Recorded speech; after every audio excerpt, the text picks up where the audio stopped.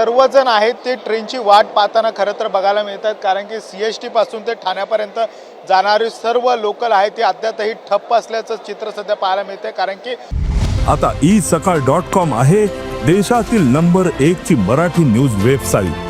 प्रत्येक अपडेटसाठी isakal.com ला नक्की भेट द्या। फक्त बँड्रा आणि गोरेगाव पर्यंतच्याच ह्या ट्रेन आहेत त्या सुरू आहेत, तर ठाण्याकडे जाणारी सर्वता लोकल आहे ती ठप्प झालेली आहे, तर दुसरीकडे हार्बर लाईनची लोकल देखील आहे ती ठप्प झालेली पाहायला मिळते। त्यामुळे CST स्थानकावर मोठ्या प्रमाणामध्ये आता ही गर्दी होताना पाहायला मिळते। सर्व नागरिक आहेत ते तात्काळ उभे आहेत, आपण नागरिकांकडून देखील जाणून घेण्याचा प्रयत्न करा। काका, नेमकं कुठे जायचंय तुम्हाला? किती वेळापासून इथे उभे आहेत? मला भांडुपला जायचं आहे। मी इथं 3 वाजल्यापासून उभा आहे। 3 वाजल्यापासून खरं तर उभे। तुम्ही किती वाजल्यापासून या ठिकाणी उभे आहेत? म्हणजे 2 तास झालं उभा आहे।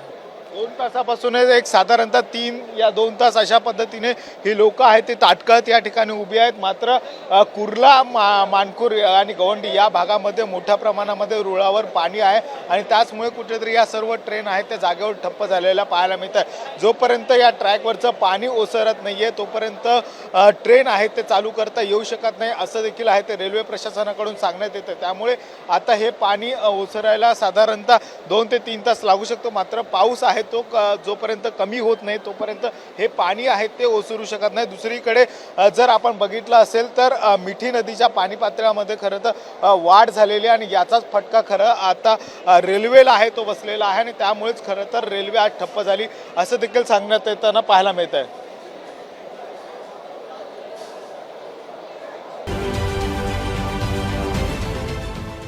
देश विदेशातील प्रत्येक घडामोडींचे लाईव्ह अपडेट मिळवण्यासाठी आता साम टीव्हीच्या सर्व सोशल मीडिया प्लॅटफॉर्मला लाईक, फॉलो आणि सबस्क्राईब करा।